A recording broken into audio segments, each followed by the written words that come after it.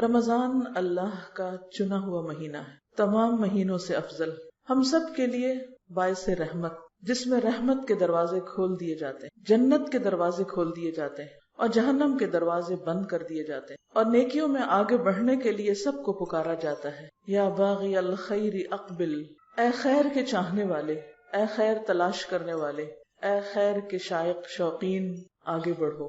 ویا باغی الشر اقصر، اور اے شر چاہنے والے، اے برے کام کرنے والے، برائی کے طلبگار، اقصر کمی کر دو، رک جاؤ، سٹاپ اٹ۔ رمضان تبدیلی کا مہینہ ہے، رمضان اللہ کے قریب ہونے کا مہینہ۔ ہم سب اس وقت اپنے آپ سے پوچھیں کہ یہ رمضان میرے لیے ایک یونیک رمضان کیسے ہو سکتا ہے؟ زندگی میں ہم نے کئی رمضان دیکھے ہیں، رمضان ہر سال لوٹ کر آتا ہے، یہ ہمارے لیے کوئی نئی چیز نہیں، لیکن آخر وہ کیا بات ہے، وہ کیا خاص چیز ہے کہ جو ہمیں اس رمضان میں حاصل کرنی، جو ہم نے اب تک حاصل نہیں کی؟ ہم اس رمضان میں اپنے لیے کیا چاہتے ہیں؟ میرے لیے وہ کون سا سب سے اہم ترین گول ہے؟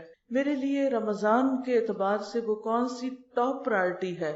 وہ کون سی ایک خاص چیز ہے کہ جس پر میں نے کام کرنا ہے پورا رمضان، اور پھر اینڈ پر دیکھنا ہے کہ کیا وہ چیز میرے اندر آئی؟ رمضان تو چونکہ رحمتوں کا مہینہ ہے، رحمت کے دروازے کھلتے ہیں تو ہر طرف سے خیر و بھلائی آتی، آپ بہت کچھ سمیٹ سکتے ہیں، لیکن بہت ساری چیزیں ایک خاص چیز کی طرف انسان کو لے جاتی، اور وہ چیز کیا ہے؟ اللہ کے مزید قریب، اللہ کی قربت، تقرب اللہ، اللہ کے قریب ہونا، روزہ رکھ کر اللہ کے قریب ہونا، تراویح پڑھ کر اللہ کے قریب ہونا، دعا کے ذریعے اللہ سے قریب ہونا، ذکر کے ذریعے، صدقہ خیرات کے ذریعے، ہر چھوٹی اور بڑی نیکی اور خیر اور بھلائی کے کام کے ذریعے، کچھ بھی میں کروں، میرا مقصود، میرا مطلوب، میرا گول کیا ہو کہ اس کے ذریعے مجھے کیا ملے، کیونکہ انسان جب محنت کرتا ہے، کوشش کرتا ہے، تو یقیناً اس کا کوئی بدلہ چاہتا ہے، کوئی صلہ چاہتا ہے۔ مثلا آپ کسی بھی چیز کی طرف جا رہے ہوتے ہیں، کوئی بھی سفر اختیار کرتے ہیں، تو آپ کی کوئی منزل ہوتی ہے جہاں آپ کو پہنچنا ہوتا ہے۔ مثلا آپ گھر سے نکلے، یہاں آنے کے ارادے سے آپ نے اپنی گاڑی انہی سڑکوں پہ ڈالی اور ایک خاص جگہ پر آ کر پہنچے۔ اگر یہ ایڈریس آپ کو معلوم نہ ہوتا تو خواہ آپ 1 گھنٹہ بھر گاڑی چلاتے، آپ یہاں نہیں پہنچ سکتے تھے۔ تو یہاں پہنچنے کے لیے سب سے پہلی چیز کیا کہ آپ نے راستہ معلوم کیا اور منزل کا پتہ لگا کر وہاں پہنچے۔ ہمیں بھی رمضان میں اپنی منزل کا پتہ ہونا چاہیے، کہاں پہنچنا ہے، یہ سب کچھ کیوں کرنا ہے۔ میں آج دورہ قرآن سننے جا رہی ہوں، میں قرآن کی تلاوت کر رہی ہوں، میں قرآن پڑھا رہی ہوں، میں ذکر کر رہی ہوں، میں کھانا بنا رہی ہوں کہ کسی کو کھلا سکوں، کسی کا روزہ افطار کرا رہی ہوں، کسی کے لیے سحری بھجوا رہی ہوں، کسی کے لیے راشن کا بندوبست کر رہی ہوں۔ کیوں کر رہی ہوں؟ کیا چاہتی ہوں؟ مجھے کیا حاصل کرنا ہے؟ ایک ہی چیز ہر وقت ذہن میں گونجتی رہے، مجھے اللہ کا قرب چاہیے، اس کے سوا کسی اور چیز پہ راضی نہ ہوں، مجھے ہر کام سے اللہ کا قرب چاہیے۔ جب روزہ رکھ رہے ہوں، سحری کے لیے اٹھے، نیند سے آنکھ نہیں کھل رہی، تھکے ہوئے ہیں، رات کے لمبا قیام کر کے سوئے، اب اٹھا نہیں جا رہا، کیوں اٹھنا ہے؟ کس کے لیے اٹھنا ہے؟ اللہ کے لیے اٹھنا۔ اس تکلیف سے، نیند توڑنے سے کیا چاہیے؟ اللہ کا قرب چاہیے، مجھے اللہ کے قریب ہونا ہے، کیونکہ میرے لیے وہ ہستی سب سے اہم ہے، باقی سب تو اس کی مخلوق ہیں۔ کوئی پیارے سے پیارا انسان آپ کا اس کی کریشن ہے، کوئی محبوب سے محبوب ترین چیز آپ کی سونے چاندی کے ڈھیر کریشن ہے اس کی، یہ نہیں، ان کا بنانے والا چاہیے، اس کی محبت چاہیے، اس کی رحمت چاہیے، اس کی معرفت چاہیے، اس کی پہچان چاہیے۔ دنیا میں جتنی بھی چیزیں ہیں، کل من علیہا فان، سب فنا ہونے والی ہیں، سب کچھ ختم ہو جائے گا۔ کسی بھی چیز کے پیچھے بھاگتے رہیں، جتنا چاہے بھاگیں، کوئی بھی چیز سمیٹیں، جتنی چاہے سمیٹ لیں، لیکن بالآخر ہر چیز کو ختم ہونا ہے۔ وہ سب چیزیں رکھی رہیں گی، آپ چلے جائیں گے دنیا نہیں۔ مجھے ختم ہونے والی چیزیں نہیں، ان سے آگے کچھ چاہیے، وہ چاہیے جس کو کبھی فنا نہیں، حی لا یموت، جو زندہ ہے، جس پر کبھی موت نہیں آئی، جو ہمیشہ جاگتا ہے، جسے کبھی نیند نہیں آتی، جسے کبھی اونگ نہیں آتی۔ سب غافل ہو جاتے ہیں، وہ لمحے بھر کے لیے آنکھ جھپکنے کی دیر بھی غافل نہیں ہوتا۔ مجھے اس کو راضی کرنا ہے، مجھے اس کو خوش کرنا ہے۔ اس لیے رمضان کی ساری بھاگ دوڑ، سال کے 11 مہینے تو ہم دنیا کے پیچھے بھاگتے رہتے ہیں، لیکن رمضان کی ساری بھاگ دوڑ صرف اور صرف ایک اللہ کے لیے. ان صلاتی و نسکی و محیای و مماتی للہ رب العالمین لا شریک لہ وبذالک امرت وانا اول المسلمین. مجھے یہ نہیں دیکھنا کہ کوئی اور یہ کر رہا ہے یا نہیں. انا اول المسلمین، میں سب سے پہلے سر تسلیم خم کرنے والا. تو صبح سے لے کر رات تک کوئی بھی کام کرے، مثلاً اٹھنے کے بعد آنکھیں نیند سے بھری ہوئی ہیں لیکن آپ اللہ کے حضور کھڑے ہیں، تو وہ بھی آسمانی دنیا پر قریب آ کر آپ کو پکار رہا ہے، مانگو جو مجھ سے مانگنا چاہتے میں دوں گا تمہیں.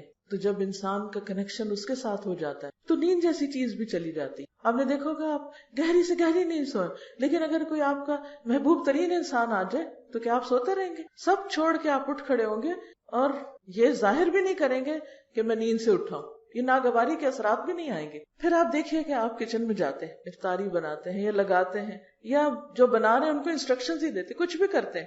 اس وقت آپ کو احساس ہوتا ہے باقی سب گھر والے سو رہے ہیں، میں کیوں جاگ رہی ہوں؟ یہ کیا مصیبت ہے؟ سارے کام میرے ہی ذمہ، سب آرام کریں اور میں کام کروں.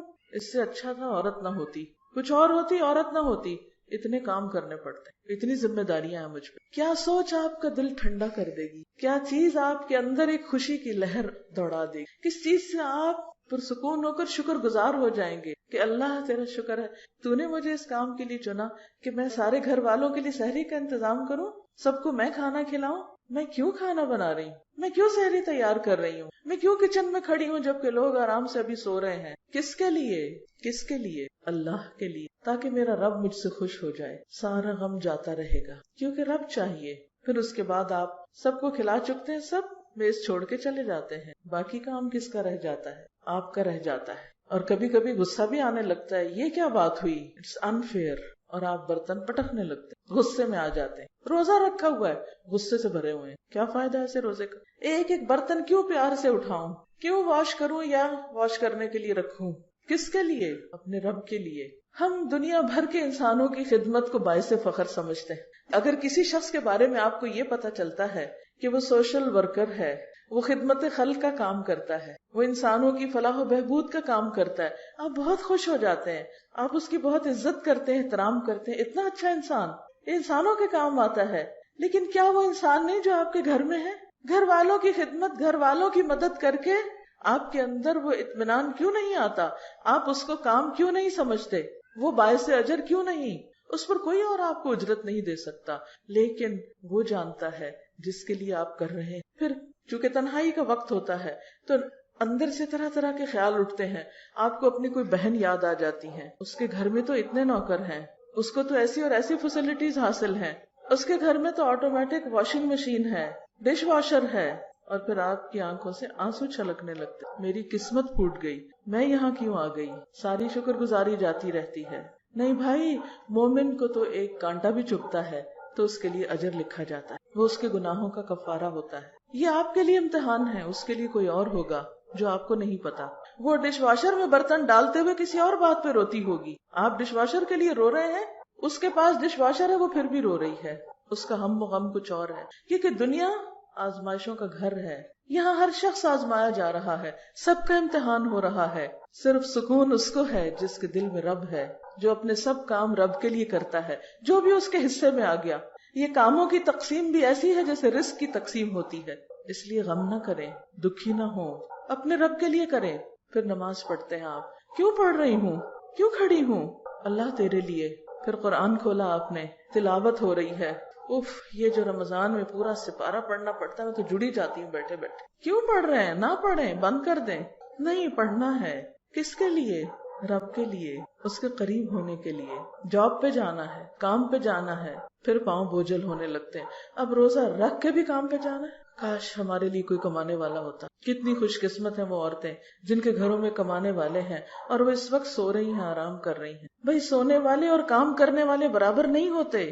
اگر اللہ نے آپ کے ذمے کوئی کام رکھ دیا ہے اور آپ کو ہمت توفیق دی اور کچھ صلاحیت دی اور آپ کام کرنے والے ہیں، تو کام کرنے والے کام نہ کرنے والوں سے بہتر ہیں. کیوں کروں کام؟ اللہ کے لیے، اللہ کی رضا کے لیے. گھر پر ہیں، آپ سونا چاہتے ہیں، بچے سونے نہیں دے رہے، ان کو اسکول جانا ہے لیکن وہ اٹھ کے بیٹھ گئے ہیں، اب ان کو ناشتہ کرنا ہے. آپ کو نیند آ رہی ہے، آپ روزے کی حالت میں ہیں، ایک آ کے جگاتا ہے، دوسرا کچھ کہتا ہے، آپ کو غصہ آ جاتا ہے، آپ ایک چیخ لگاتے ہیں چلے جاؤ یہاں سے، نہیں بھائی میں روزے سے ہوں، چیخنا نہیں ہے بچوں کے ساتھ. کیوں نہیں چیخوں؟ اللہ کے لیے روزے سے ہوں. ہر سٹیپ پر پھر آپ کسی غریب کی مدد کے لیے نکلتے ہیں، کسی بیمار کی عادت کے لیے نکلتے ہیں. اوہ اس کو بھی رمضان میں بیمار ہونا تھا، ہاں یہی وقت تھا اس کی بیماری کا، اور یہی وقت تھا میرے امتحان کا، اور یہی وقت ہے عادت کا. کیوں جاؤں عادت کے لیے؟ کس کے لیے؟ بولے نا کس کے لیے؟ اللہ کے لیے. پھر شام ہونے کو ہے، گرمی کا موسم ہے، پھر کچن میں تو اے سی بھی نہیں، سب مزے کر رہے ہیں، میں پسینے سے شرابور. کس کے لیے؟ اللہ کے لیے. افطار کا انتظام، ایک بندے کو افطار کراتے ہیں تو کیا پاتے ہیں؟ اس کے پورے روزے کا اجر آپ کو بھی مل جاتا ہے. اور کھانا کھلانا تو جنت میں جانے والے کاموں میں سے ہے. حضرت عبداللہ بن سلام کہتے ہیں کہ جب نبی صلی اللہ علیہ وسلم مدینہ تشریف لائے تو آپ کی یہ بات میرے دل میں اتر گئی کہ آپ فرما رہے تھے یا ایھا الناس افشوا السلام واطعموا الطعام وصلوا والناس نیام تدخلوا الجنۃ بسلام. اے لوگو سلام کو عام کرو، سلام کو رواج دو، لوگوں کو کھانا کھلاؤ، اور جب لوگ سو رہے ہوں تو نماز پڑھو. سلامتی کے ساتھ پیسفلی جنت میں داخل ہو جاؤ گے، امن کے ساتھ. سلام ہر ایک کو، جس کو پہچانتے ہو جس کو نہیں پہچانتے سب کو سلام. اس سے آپ سارے لوگوں کے ساتھ، صرف اپنے رشتہ دار اور دوست نہیں، سب لوگوں کا حق دے رہے ہیں، سب آپ سے امن میں ہیں. پھر کھانا کھلا رہے ہیں، لوگوں کی تکلیف بھوک دور کر رہے ہیں، اور پھر اللہ کا حق بھی دے رہے ہیں. تو جو شخص بندوں کا حق اور اللہ کا حق دیتا ہو، دنیا میں بھی اس کے دل میں سکون ہی سکون ہو، اور آخرت میں بھی امن ہی امن، چین، سکون. تو اس لیے کسی بھی کام کے آنے پر، کسی بھی کام کے کرنے پر پریشان نہ ہوا کریں. یہ سب کچھ کیوں، کس کے لیے؟ اور خصوصاً اس رمضان میں بار بار اس کی پریکٹس کرنا ہے. میرا یہ سب کچھ اللہ کے لیے. ان صلاتی، بے شک میری نماز، ونسکی، اور میری قربانی، ومحیائی، اور میری زندگی، ومماتی، اور میری موت، للہ رب العالمین، سب اللہ رب العالمین کے لیے ہے، سب اس کے لیے ہے، اس کے نام ہے. ہماری مشکل یہ ہے کہ ہم بندوں کے پیچھے بھاگتے ہیں، ہم انہیں خوش کرنے کی کوشش میں لگے رہتے ہیں، ان کو امپریس کرنے کی کوشش میں لگے رہتے ہیں، لیکن نتیجہ ہم سب نے دیکھ لیا نا، کچھ ملتا ہے ان سے. وہ بےچارے دیں بھی تو ہماری توقعات کا لیول تھوڑا اور اوپر ہو جاتا ہے. وہ وہاں دوڑ بھاگ کے پہنچتے تو ہم تھوڑے اور اوپر چڑھ چکے ہوتے ہیں کہ نہیں یہاں تک آ جاؤ. وہ ہوتا ہے نا کہ جیسے پہاڑ پہ اگر دو لوگ چڑھ رہے ہوں تو نیچے والے نے اوپر والے کو میٹ کرنا ہو تو بائی دا ٹائم نیچے والا اوپر والے تک آتا ہے وہ تھوڑا اور اوپر جا چکا، پھر آپ کہتے ہیں اچھا میں بھی ذرا اوپر اور چڑھ جاؤں. جب تک آپ اس تک پہنچتے وہ تھوڑا اور اس کا نخرہ بڑھ چکا ہوتا ہے اور آپ تھک ہار جاتے ہیں. اس کو پاتے پاتے بندوں کے پیچھے دوڑنا چھوڑیے، اپنے رب کو راضی کر لیجئے. اگر رب راضی ہو گیا تو بندے بھی ہو جائیں گے. ان الذین آمنوا وعملوا الصالحات سیجعل لهم الرحمن ودا. جو لوگ ایمان لائیں، اچھے اچھے کام کریں، رحمان ایسے لوگوں کے لیے دلوں میں محبت پیدا کر دے گا.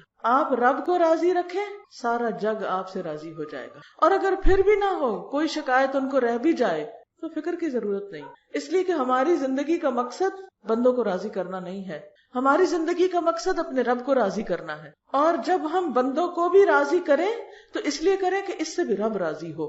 میں اپنے روٹھے ہوئے شوہر کو کیوں مناؤں؟ میری بھی تو کوئی عزت ہے، میں کیوں منتیں کروں؟ میں بھی نہیں بولتی، ٹھیک ہے نہیں بولے، لیکن نتیجہ کیا ہوتا ہے؟ شوہر کو عادت ہو جاتی ہے کہ بیوی کو مجھ سے کوئی تعلق واسطہ نہیں، وہ صبر کرنے کا عادی ہو جاتا ہے، پھر وہ نگاہیں پھیر لیتا ہے. اسی طرح بچے، رشتہ دار، دوست احباب، کس پہ مان ہے؟ کون اپنا ہے؟ سب بے وفا ہے. کس اعتبار سے؟ کہ اگر آپ ان کے ساتھ اچھا کریں گے تو آپ کو جواباً اچھا ملے گا. ایسے لوگ دنیا میں گن کے بھی آپ کو نہیں ملیں گے کہ آپ ان کے ساتھ برا کریں اور وہ آپ کے ساتھ اچھا کریں. لہٰذا اگر اللہ سبحانہ و تعالیٰ نے ہم پر ہمارے ماں باپ کا حق رکھ دیا ہے کہ ان کے ساتھ احسان کرو، ان کے ساتھ اچھا کرو، تو اس لیے نہیں ہمیں کرنا کہ وہ ہمیں اور دیں.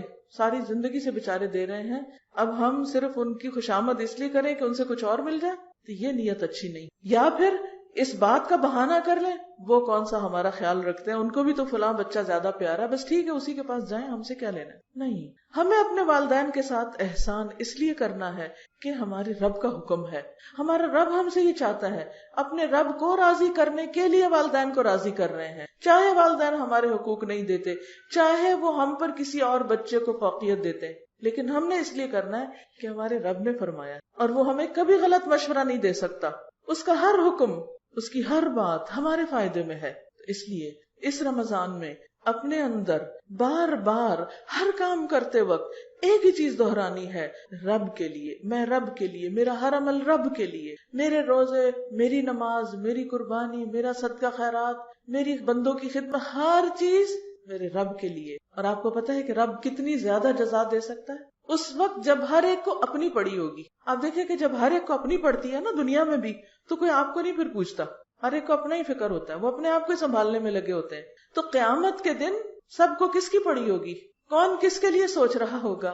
ہر ایک کو اپنی پڑی ہوگی۔ تو اس وقت اگر آپ نے اس دنیا میں اپنے رب کے لیے، اپنے رب کی خوشی کے لیے سب کام کیے اور اس کو راضی کر لیا، تو اس وقت پھر کوئی مشکل نہیں۔ وہ کہتے ہیں نا، روزہ دار کے لیے دو خوشیاں ہیں، ایک خوشی جب وہ افطار کرتا ہے اس وقت، اور دوسری اپنے رب سے ملاقات کے وقت۔ رب سے ملاقات اور رب کا دیدار یہ اتنی بڑی چیز ہے کہ دنیا میں تو ممکن بھی نہیں، کیونکہ دنیا میں اس وقت کریشن میں سے سب سے مضبوط چیز کیا ہوتی ہے؟ پہاڑ سب سے مضبوط آپ کی چیز نظر آتی ہے نا، اور پہاڑوں میں سے ایک بہت مضبوط پہاڑ تھا، نام کیا تھا اس کا؟ طور، جس کی قسم اللہ نے کھائی۔ جب موسیٰ علیہ السلام نے یہ خواہش ظاہر کی کہ اللہ میں آپ کو دیکھنا چاہتا ہوں، رب ارینی، تو اللہ تعالیٰ نے کیا فرمایا؟ لن ترانی، تم دیکھ سکتے ہی نہیں، پاسبل نہیں، یہاں ممکن ہی نہیں، تمہارے اندر وہ کیپیسٹی ہی نہیں۔ وَلَكِنِ انظُرْ إِلَى الْجَبَلِ، پہاڑ کو دیکھو، فَإِنِ اسْتَقَرَّ مَكَانَهُ فَسَوْفَ تَرَانِي، اگر یہ اپنی جگہ رہ گیا تو تم بھی مجھے دیکھ لو گے۔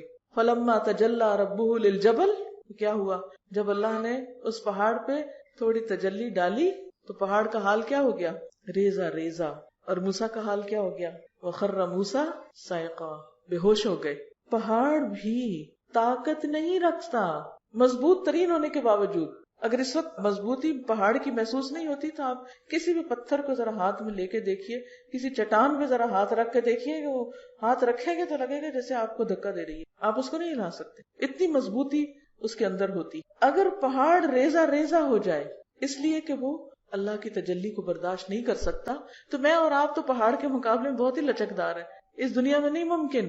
لیکن جب انشاءاللہ آپ اللہ کو راضی کر کے آخرت میں پہنچیں گے تو اللہ تعالیٰ آپ کو وہ جسمانی قوت جو پہاڑوں سے بھی زیادہ ہوگی، نظر میں وہ قوت، ابھی تم این کے لگائے رکھتے ہیں نا تب بھی سب صحیح نظر نہیں آتا، نگاہوں کو وہ قوت، دل کو وہ قوت، کیونکہ بہت سی چیزیں ہم نگاہوں سے تو دیکھ لیتے ہیں، دل میں برداشت نہیں ہوتی اس کو دیکھنے کی۔ بعض سین ایسے ہوتے ہیں نا کہ آپ دیکھتے ہیں آنکھ بند کر لیتے ہیں، تو وہاں یہ ساری قوتیں ملیں گی۔ یہ مضبوطی کہاں سے آئے گی؟ یہ ایمان کی مضبوطی، اخلاق کی مضبوطی، کردار کی مضبوطی، اس چیز کی مضبوطی کہ آپ سب کچھ اللہ کے لیے کر سکتے ہیں۔ یہ ایک مضبوط کیریکٹر کی علامت ہے کہ آپ بندوں کے رویوں کے تابع نہیں ہیں۔ بندوں کے رویے کے تابع ہونے کا مطلب کیا ہے؟ کہ جیسا وہ کریں ہم بھی ویسے ہی کریں، اگر وہ اسمائل کریں تو ہم بھی کریں گے، وہ سلام کریں تو ہم بھی کریں گے، وہ ہمیں کچھ دیں گے تو ہم بھی دیں گے، وہ اچھا کریں گے تو ہم اچھا کریں گے، اور اگر وہ اچھے نہیں تو ہم بھی اچھے نہیں۔ ہمیں کیا سمجھا ہوا؟ نہیں، یہ کردار کی مضبوطی نہیں ہے، یہ ایروگینس ہے۔ ایروگینس والی بھی ایک اکڑ ہوتی ہے لیکن وہ توڑ دی جاتی ہے، اور ایک کیریکٹر کی مضبوطی ہوتی ہے جسے کوئی چیلنج نہیں کر سکتا۔ تو جو بندہ ایمانی اعتبار سے مضبوط ہوگا، اخلاقی اعتبار سے مضبوط ہوگا، اس کے اندر یہ مضبوطی ہوگی کہ کوئی اس کو کھلونا نہیں بنا سکتا، وہ کسی کی خواہشات کا کھلونا نہیں بنتا۔ خواہشات کا کھلونا بننے کا مطلب کیا ہے؟ کہ آپ دوسرے کی مرضی پر چلیں۔ وہ کیا چاہتے ہیں کہ آپ کیسا پہنیں؟ وہ چاہتے ہیں کہ آپ ننگے ہو کر پھریں تو آپ ان کی خوشی کے لیے لباس مختصر کر دیتے ہیں۔ وہ چاہتے ہیں کہ آپ اچھل کود کریں ان کی خوشی کے لیے تو آپ وہ کرنا شروع کر دیتے ہیں۔ وہ جو چاہتے ہیں آپ وہی کرنے لگتے ہیں۔ تو یہ کیا ہے؟ ایک مضبوطی نہیں ہے۔ نہیں، مجھے یہ دیکھنا ہے کہ اچھا اس کا جو مطالبہ یا اس کا جو ہے یہ میرے رب کو پسند ہے یا نہیں۔ تو ایمان کی مضبوطی اور کردار کی مضبوطی اس وقت آتی ہے جب انسان سب کچھ کس کے لیے کرتا ہے؟ اپنے رب کے لیے۔ پھر وہ چھوٹی چھوٹی باتوں پر رو دھو کے نیکی کا کام نہیں چھوڑتا کہ میں فلاں سے بہت تنگ ہوں، میں اب یہ مزید نیکی نہیں کر سکتا، فلاں نے مجھے بہت اریٹیٹ کر دیا اس لیے اب میں آئندہ یہ کام نہیں کروں گا۔ نہیں، فلاں جو مرضی کرے، جو چیز میرے رب کو پسند ہے میں تو اپنے رب کی خوشی کے لیے کرتا جاؤں گا۔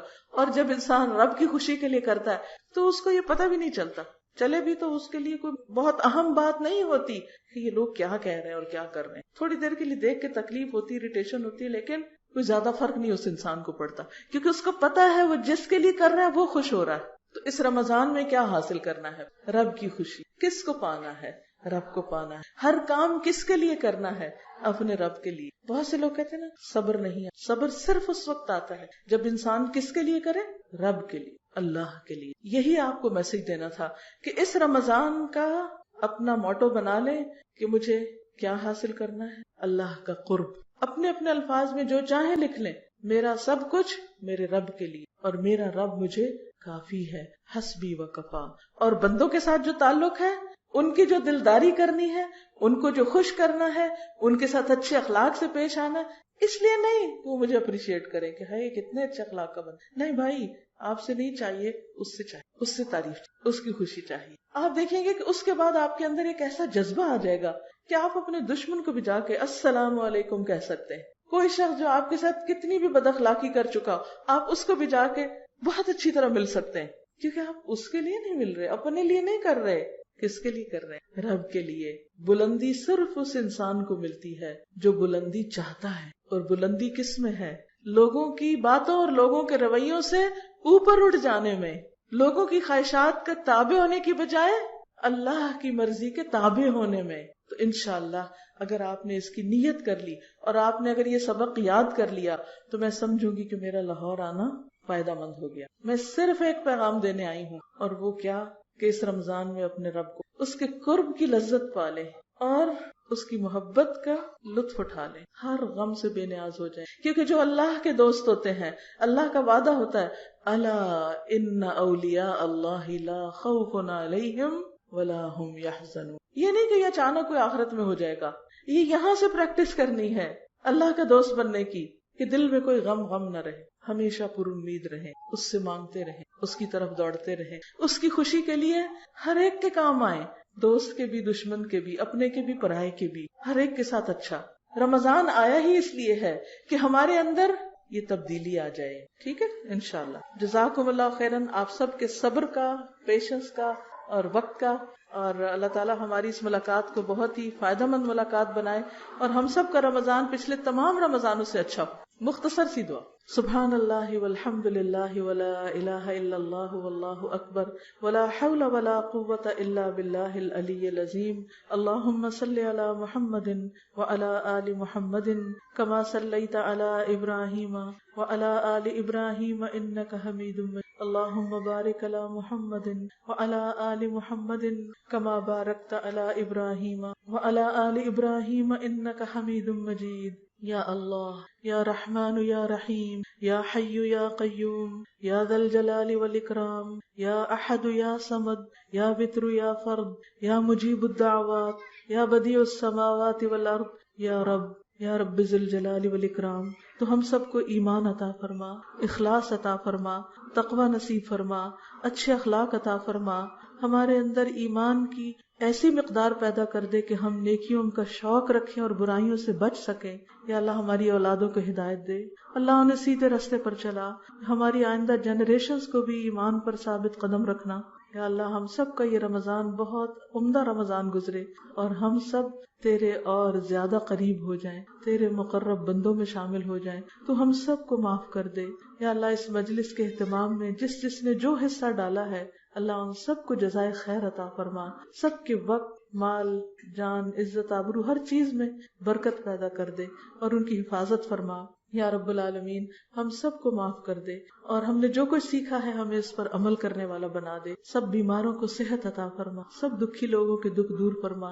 جتنی بہنیں آئی ہیں ان کے دلوں میں جو دعائیں ہیں، نیک تمنائیں ہیں، ان کو پورا فرما. ربنا تقبل منا انک انت السمیع العلیم وتب علینا انک انت التواب الرحیم. وصلی اللہ تعالی علی خیر خلقہ محمد وعلی آلہ واصحابہ واہل بیتہ اجمعین برحمتک یا ارحم الراحمین. الہی سبحانک اللہم وبحمدک نشہد ان لا الہ الا انت نستغفرک ونتوب الیک. السلام علیکم ورحمۃ اللہ وبرکاتہ.